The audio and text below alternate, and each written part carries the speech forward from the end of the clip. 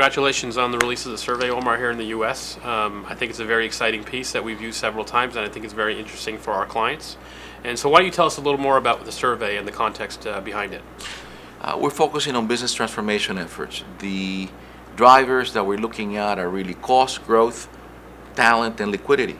Those are the ones that we're looking at.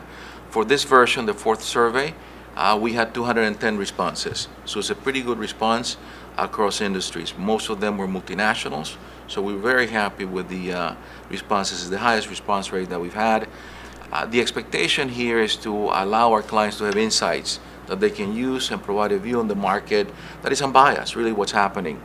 And this is one of the reasons we titled this survey, as opposed to the last one, which was Safe to Grow, we titled it Thriving in Uncertainty. Can you expand a little more why we selected Thriving in Uncertainty as a theme?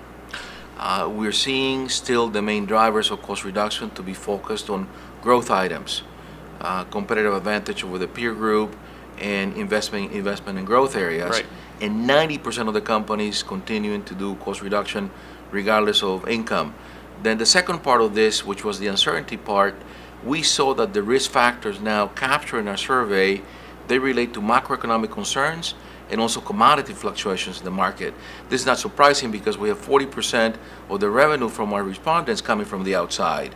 And that gives us the defensive posturing, in particular as related to balance sheet items. So the combination of all these items gave us the view that we are thriving. We need to thrive in uncertainty given these conditions. And I think certainly digital disruption is also on the agenda of many of our executives. Absolutely. I think that after the macro and commodities, digital disruption became as a third item, and that'll be one of the most disruptive items that we have, in particular related to cost management.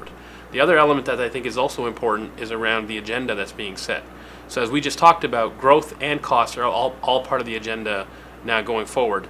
In many organizations, that can be viewed as a competing agenda. So really clarifying it, making sure senior executives are aligned around making sure that it's one agenda around growth and cost will be an important component as we go forward.